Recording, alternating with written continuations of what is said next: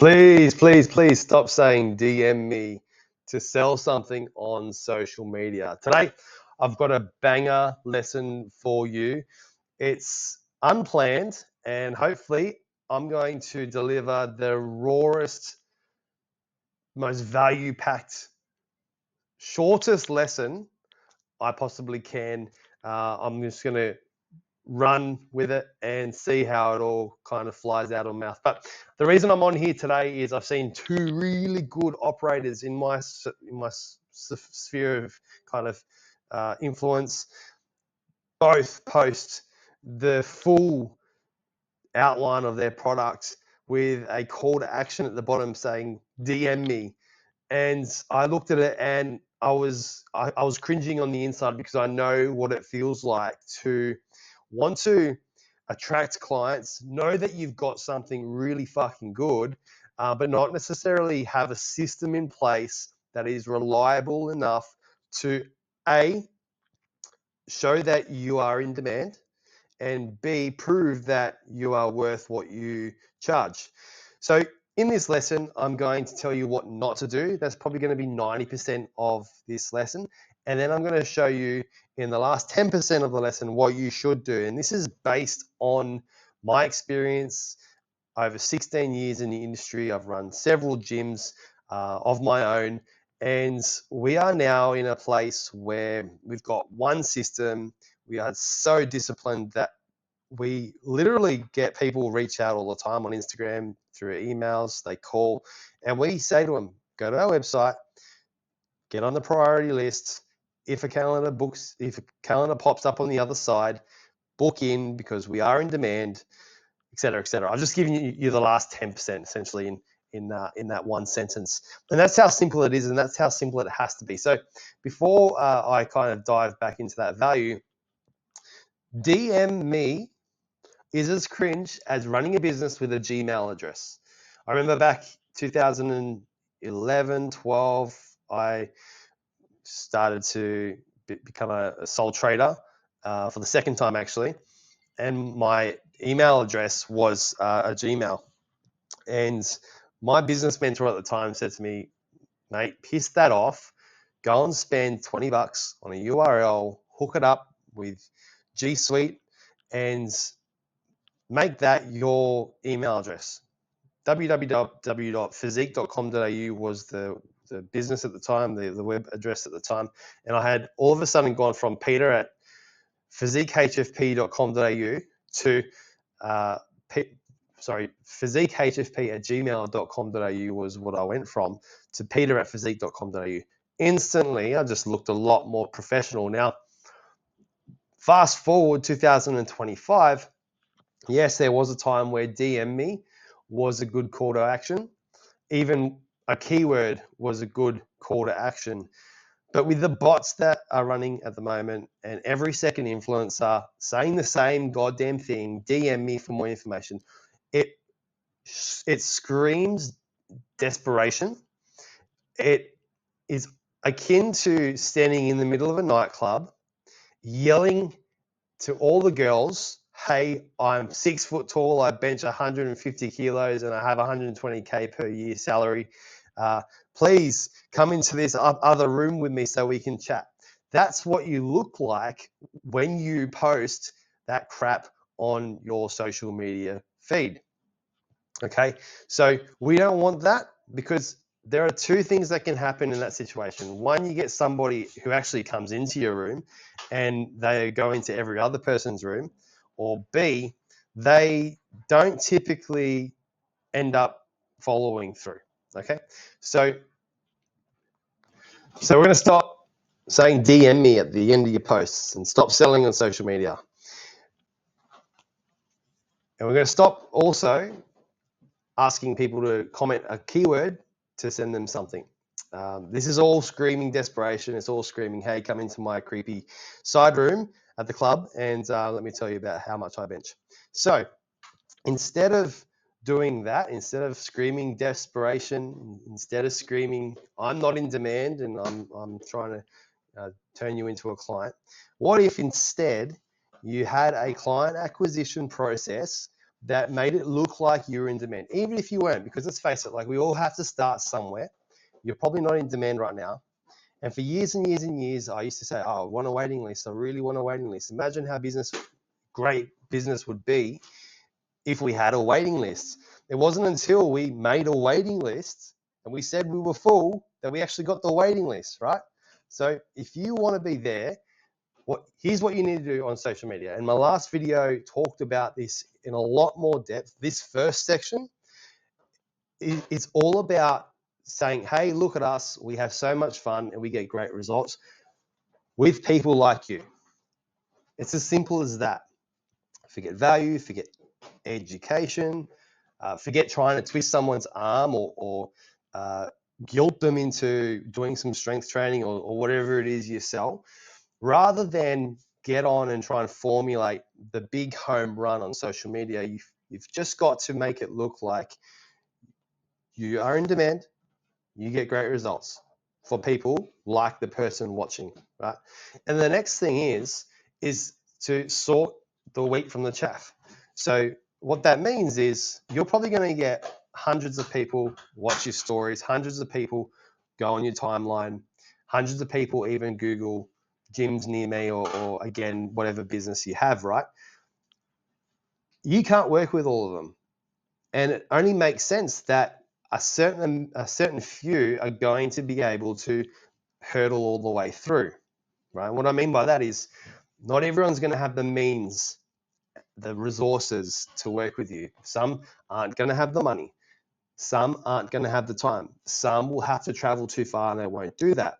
So by putting hurdles in place that are gradual and they increase in difficulty over time, you're essentially sorting that wheat from the chaff. So the first thing is visit the website. And I talked about this earlier in the video.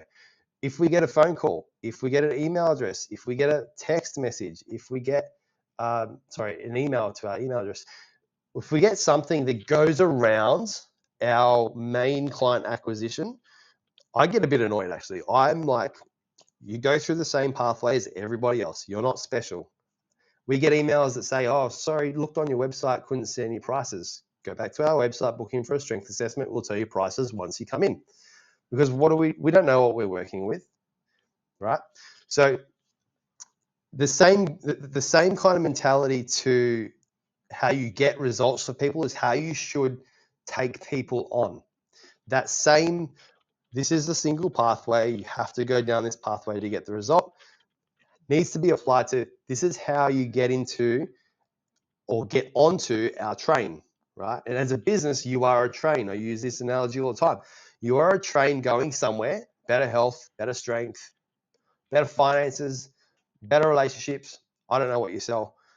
Whatever you sell, though, you're on a train going to a destination, right? And they need to hurdle and get onto that platform to jump onto your train, right? So visit the website. And then on the website, read the website, leave your email address. That's hurdle number 2. So they need to actually be deplatformed. I'll talk about being deplatformed in my last video as well. So make sure you go back and watch the last one. Deplatformization is really important because if you think about it, most people spend 80% of their time on Facebook, Instagram, TikTok, LinkedIn, YouTube, whatever they're on, they're platforms. They're 2 feet in a bucket being entertained. To get them to go from one thing to another is really hard. And if you can get them to go there, that's proved that they have the ability to open an app, record their workouts, follow through with that thing that they say they want to do. If you make it easy for them and you just say, hey, just DM me here, all of a sudden they're not proving anything and you're the one that has to prove your worth. Now that's okay if you've got to prove your worth to a small amount of people, but when you start to hit scale, you can't talk to every single person in the DMs to sign people up at the rate you need to sign up to grow. Okay, so there's my rant on why you need to deplatform them from a social media platform to a website. Once you've got them on a website, you can get their email address. Now you want to send something automatically to them. when you get their email address. That needs to be of value. So it's not like, hey, join my priority list and I'll reach out to you in 30 days. No, it's join our priority list. You'll get an email a day at 6 a.m. every single day with a little bit of value to tie you over until we can get to you. Okay, so you're pre-framing that, hey, we're really busy. Yeah, we'll send you something automated. It's going to be value packed. And when we get to you, you're going to be better off anyway. You'll be better off before you even join. Cool? All in one foul sweep, you've just proved your worth. Okay? And then, hey, guess what? If a calendar pops up on the next page, which it always does, mind you, you can book in for a rare spot that we've got available for our strength assessment. Now, that page does need to pop up, but it can't have loads and loads of availability because you'll just look like an idiot. Okay, so you'll look like you're saying one thing and that's actually the incorrect. It's not the truth, right? So you do need to, instead of opening up your calendar, shrink your calendar so that you only have a few time slots available. So when we first did this, we made 5 half-hour time slots available per week. And that's it. We're up to 10 per week now. But if you think about it in a realistic kind of mindset, as a sole trader or like a person who runs a business, you probably can only take 3 or 4 new people a week, 5 new consultations per week. Say 1 or 2 of them say no. That's a genuine constraint, and you can feel confident in delivering that. Okay, so when you set up this calendar, just make sure that you've got a handful of spaces available. Have it open for 2 weeks, and what you'll essentially create is this waiting list that I'm talking about. You'll have people booked in to see you the week ahead and the week after that, which is really cool. And this is how it looks. So you have your main website, okay, and then you go to a strength assessment or calendar booking page after you've put your email address in on this website, and then you have, hey, your strength assessment is nearly confirmed. You have one final step, and if you look at the minutiae here, all we're doing here is we're basically having them jump over a couple more hurdles. We want them to give us their email address before they see the calendar, and give us their mobile after they see the calendar and as soon as they've booked. All right. And then we send a automatic text message to their phone number that they've put in to confirm their appointment. It's really cool in the back end. I can't show you right now, but you can set this up so that a text message goes out 1 minute after, 15 minutes after, 45 minutes after. And I have that set up for a reason. Because what will happen a lot of the time is someone will book in for a strength assessment with their mobile number, and we'll reach out to them. Hey, please reply yes. They'll put their phone down. 15 minutes later, we send them a text message again and say, hey, we're in really high demand. You have to reply to this to confirm your appointment. Half an hour after that 15 minutes, so 45 minutes after they've given us their mobile, we say, hey, your appointment is at risk of being cancelled. Please reply. If we don't hear from them within the first hour, we automatically cancel their strength assessment. We've had people who've ignored, and then their strength assessment has been cancelled, and then they're on the phone. They're like, oh, I'm so sorry. This happened, that happened. Can I please reconfirm that appointment? So you've got to get away from this fear of, oh, someone's just booked in, I can't cancel it. Because if you can get over that, then everything starts to work on your terms, right? And you start to control the flow of business, which is the number one skill in having a successful business. You have to control the flow of business, right? That is leads turn into prospects, turn into great customers, turn into great reviews, turn into referrals, right? That's business 101. Okay, you don't need a business degree to know that. I've just taught you that. So if you get more people that you can shove into that lead pull by showing how fun, how great results you get and getting really good reviews and great customer referrals, then you start to build this flywheel. And this is how you attract and convert a client. This is how you attract and convert a client that is super successful, right? Because I 100% believe that how you attract and convert a client determines 90% of their success. If you cast your mind back to the start of this lesson where you say, hey, DM me about this product or this service that I've got, say it's a 28-day transformation challenge, you acquire them on Facebook through the DMs, you manage to convince them to come in to your little room out the side of the club, and you convince them to join. They last 28 days, and then they fly off to someone else who DM'd them in the inbox, because that's something you need to also be aware of, is if you're saying, hey, DM me, they've probably got 10 other trainers that they follow who are saying, hey, DM me, jump in my DMs, right? If you get that type of client, they're going to be a headache. They're not going to go far, right? So you want to make sure you're making your leads jump over hurdles. So that's the end of this rant, this little lesson. Don't say DM me. If I see you say DM me and you're in my sphere of influence, I'm going to send you this video.